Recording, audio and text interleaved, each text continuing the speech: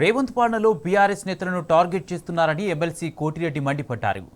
కేటీఆర్పై కుట్రపూరితంగా కేసు పెట్టారని, ఈ కేసులో బలం లేదని తేల్చి చెప్తున్నారు.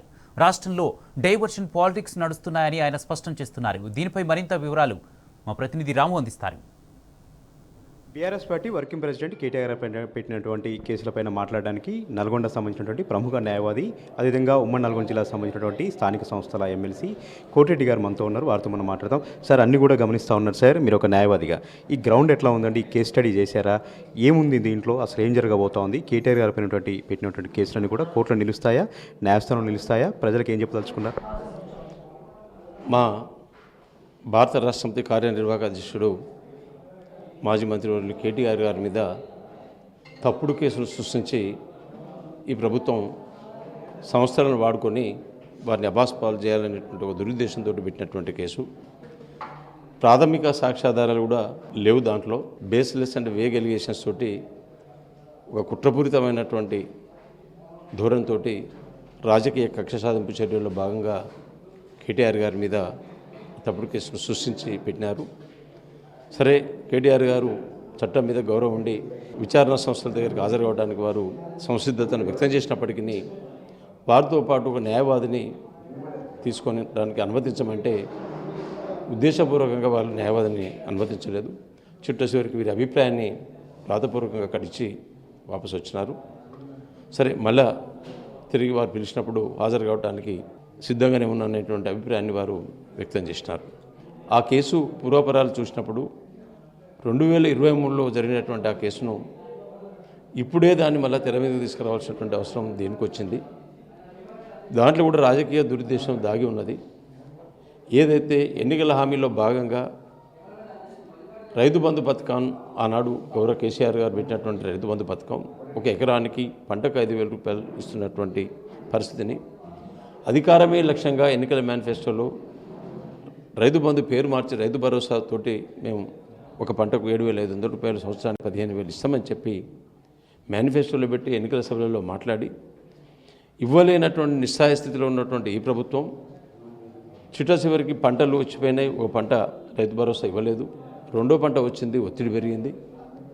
ఏదో జవాబు చెప్పాలి కాబట్టి కేబినెట్ సమావేశం పెట్టి మేము 7,500 ఇవ్వలేము, ఇప్పుడు పంటకు 6,000 రూపాయలు ఇస్తామని చెప్పినాం.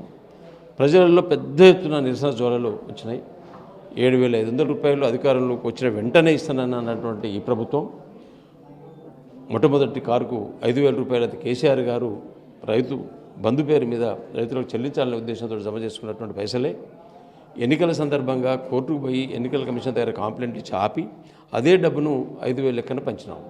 కానీ మీరు ఇచ్చింది ఏంది? అధికారంలోకి వచ్చిన తర్వాత మీరు ఇస్తానన్నటువంటి 7,500 మొదటి క్రాఫ్కు లేవు. వానాకాలం పంటకు 7,500 టోటల్గా దబ్బినావు. ఇప్పుడు ఇవ్వాల్సినటువంటి పరిస్థితి వచ్చి కంపల్షన్లో వచ్చి కేబినెట్ సమావేశంలో తుస్సు అనిపించినాడు, ఎకరానికి 6,000 ఇస్తామని. ఎకరానికి 6,000 కూడా మొదటి పంటకు పోయినటువంటి యాసంగి పంటకు 1,000 గెలిపిస్తావా? వానాకాలం పంటకు యాసంగి పంటకు కలిపి 2 పంటలకు ఇస్తావా అనేటువంటిది ఎక్కడ కూడా స్పష్టత లేదు. దాన్ని దాటేసినాడు, స్పష్టత లేదు. దాన్ని తెలంగాణ రైతాంగం పెద్ద ఎత్తున నిరసన జ్వాలలు ఉండి నిరసిస్తున్నటువంటి క్రమంలో ప్రజల దృష్టిని మరల్చడానికి ఈ ఒక తప్పుడు కేసును తెర మీద తీసుకొచ్చి కేటీఆర్ గారిని రాజకీయంగా బదనాం చేయడానికి తీసినటువంటి కేసు అది నిలబడదు. అంతిమంగా న్యాయమే గెలుస్తుంది. గౌరవ కేటీఆర్ గారు ఆ కేసునిచ్చి ఏం లేదు, నిర్దోషిగా తప్పకుండా బయటకు వస్తాడు.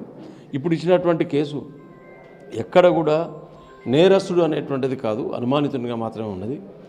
ఏసీబీ కేసులలో ఇచ్చినవనేటువంటి వాడు నేను డబ్బులు ఇచ్చినా అని చెప్పాలి, లేదా రెడ్ హ్యాండెడ్గానైనా దొరకాలి. ఎవరు ఇచ్చినట్టు చెప్పలేదు, ఇక్కడ రెడ్ హ్యాండెడ్ దొరకలేదు. మీరంతా మీరే దాన్ని ఒక ఫాల్స్ స్టోరీని తయారు చేసుకొని రాజకీయ దురుద్దేశాలు భాగాన్ని కేటీఆర్ గారిని ఈ కేసులో ఇరికిస్తారు. సార్, ఈడీ ఏసీబీ పోటీ పడతా ఉన్నాయి సార్. కేంద్రంలో ఉన్నటువంటి ఈడీ కూడా ఎందుకు అంత వేగంగా స్పందిస్తూ ఉంది? ఇక్కడ ఉన్నటువంటి బీజేపీ నాయకులు కూడా ముందే చెప్తున్నారు ఈడీ వస్తుందని. అనుకున్నట్టుగానే ఈడీ వచ్చింది, ఏసీబీ కూడా పోటీ పడతా ఉన్నారు. దీని వెనుక కూడా కాంగ్రెస్ పార్టీ, బీజేపీ పార్టీల ఉద్దేశం ఏంటి? దీని వెనకాల కూడా రాజకీయ కోణమే. ఒకవైపు మమ్మల్ని బీజేపీ పార్టీ రాజకీయ ప్రత్యర్థి పార్టీ అనేది చూస్తున్నది. కాంగ్రెస్ పార్టీ కూడా మేము ఈ రాష్ట్రంలో ప్రధాన ప్రత్యర్థిగానే ఉన్నామని భావిస్తుంది. 2 రాజకీయ పార్టీలు వాళ్ళ నేతృత్వంలో, వాళ్ళ ఆధీనంలో నడుస్తున్నటువంటి సంస్థలు పోటీపడుతున్నాయంటే దాని తెర వెనకాల ఆ రాజకీయ పార్టీలు కూడా కక్షపూరితమైనటువంటి రాజకీయ కక్షపూరిత దూరంతో వివరిస్తున్నడానికి అంతకన్నా నిదర్శనం అవసరం లేదు. సార్ బండి సంజయ్ మాట్లాడుతూ ఉన్నాడు సార్, ఎవరైనా ప్రతిపక్ష పార్టీ అధికార పార్టీని విమర్శిస్తారు, కానీ ఇక్కడ ప్రతిపక్ష పార్టీని మరొక ప్రతిపక్ష పార్టీ బీఆర్ఎస్ని విమర్శలు చేస్తూ ఉంది. కేటీఆర్ జైలుకి వెళ్తాడు, అరెస్ట్ అవుతాడు అని అరవింద్ కుమార్ మాట్లాడుతున్నారు. దీన్ని ఎట్లా చూడాలి? ఇది రాజకీయ కోణమే వాళ్ళకు. సరే కాంగ్రెస్ పార్టీ పక్కా పోయింది, కాంగ్రెస్ తోటి మనకేం ప్రమాదం లేదు, నెక్స్ట్ మనకి ఎప్పుడైనా ఉంటే థ్రెట్ అనేటువంటిది రాష్ట్రంలో మళ్ళీ బీఆర్ఎస్ఏ పుంజుకునేటువంటి అవకాశం ఉందనేటువంటి ఒక భద్రతాభావంతో ఇప్పటి నుంచే పునాదులు వేసుకుంటే భారత రాష్ట్ర సమితిని ఒక అప్రతిష్ట పాలు చేయాలన్నట్టు దురుద్దేశంలో భాగంగానే వాళ్ళు ఆ మాటలు మాట్లాడుతున్నారు. అంటే కేటీఆర్ గారిని అరెస్ట్ చేస్తే కార్యకర్తలందరూ కూడా నిరుత్సాహపడాలని ఒక కుట్ర జరుగుతున్నాం సార్. క్యాడర్ అంతా కూడా ఎట్లా ఉందండి, ఏం ఆలోచిస్తూ ఉంది? ఏం లేదు, మా తెలంగాణ అంటే భారత రాష్ట్ర సమితి పార్టీకి ఆనాడు టీఆర్ఎస్ పార్టీకి కూడా కార్యకర్తలకు ఎవరికి కేసులు జైళ్ళు అంటే భయమేం లేదు, భయపడాల్సినటువంటి పనే లేదు. మా నాయకుడు అంతకన్నా ఇంకా ఏమీ భయపడడం లేదు. తప్పకుండా ధర్మం గెలుస్తుంది, చట్టం మీద వారికి గౌరవం ఉంది కాబట్టి తప్పకుండా విజయుడయ్యే వచ్చి నిలబడతాడు. ఈ జైళ్లకు కేసులకు కార్యకర్తలు భయపడరు, మా నాయకుడు అసలు భయపడడు. ఏదేమైనా వాళ్ళ కేసులు వీగిపోయినాయి అనేటువంటి వార్తతోటే కొంత సమయం పడుతుండొచ్చును, కోర్టులలో విచారణకు సమయం పడుతుంది కాబట్టి దానికోసం వేడి చూసాల్సి తప్ప ఆ కేసులో ఏం లేదు. కేటీఆర్ గారు బయటకు వస్తారు ఆ కేసు. మంత్రులు మాట్లాడుతున్నారు సార్, కాంగ్రెస్ పార్టీ మంత్రులు ముందే చెప్తా ఉన్నారు, జడ్జిమెంట్లన్నీ కూడా ముందే తీర్పులు ఇస్తూ ఉన్నారు, ముందే చెప్తా ఉన్నారు, ముందే లీక్లు ఇస్తూ ఉన్నారు. ఈ మంత్రుల మాటలు కూడా ఎట్లా అర్థం చేసుకోవాలి? మంత్రులు ఆ విధంగా మాట్లాడడానికి ఆంతర్యం ఏంటి సార్? అదే వాళ్ళ ముందున్నటువంటి ఏకైక లక్ష్యము డిఫరెంట్ ఫోర్ ఆర్మ్స్ని వాళ్ళు ఏదో మేనేజ్ చేస్తున్నట్టుగానే అనుమానం వస్తుంది.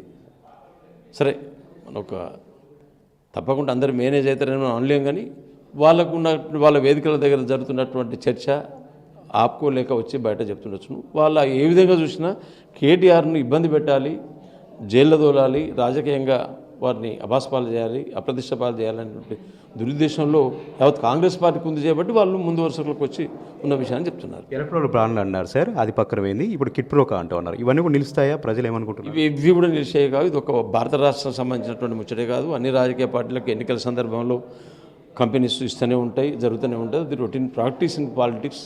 అది కావాలని చెప్పి ఒక భారత రాష్ట్రంతో టార్గెట్ చేసుకొని తెర మీద తీసుకొచ్చేటువంటి అంశంగానే భావిస్తున్నాను. Thank you sir. ఈ విధంగా ప్రముఖ న్యాయవాది ఎంసీ కోరెడ్డి గారు మనతో చెప్తా ఉన్నారు. కేటీఆర్ గారి పైన పెట్టినటువంటి ఏ కేసు కూడా నిలబడదు, దాంట్లో గ్రౌండ్ లేదు. కేస్ స్టడీ మొత్తం కూడా చేశాం. కేవలం నిరాధారమైనటువంటి ఆరోపణలతో మాత్రమే కేసును ఫైల్ చేశారు. కేవలం భారత రాష్ట్రపతి కార్యకర్తలని భయపెట్టేలాగా, పార్టీని భయపెట్టేలాగా కేటీఆర్ గారి పైన అక్రమ కేసులు పెట్టారని కూడా ఆయన ఖండిస్తూ ఉన్నారు. ఎన్ని అవాంతరాలు పెట్టినా, ఎన్ని కేసులు పెట్టినా కాంగ్రెస్ పార్టీ ప్రభుత్వం పైన పోరాడేది ఖాయం. రైతు భరోసా 15,000 ఇచ్చేదాకా పార్టీ తరఫున కొట్లాడుతూనే ఉంటాం, న్యాయపరంగా కొట్లాడతాం, న్యాయపరంగానే కాంగ్రెస్ పార్టీ తేల్చుకుంటాం, న్యాయస్థానంలోనే మాకు న్యాయం దక్కుతుందని కూడా ఎంసీ కోరెడ్డి గారు ఘంటాపదంగా చెప్తా ఉన్నారు. కెమెరా పర్సన్ వెంకట్తో రామ్ టీవీ న్యూస్, నల్గొండ.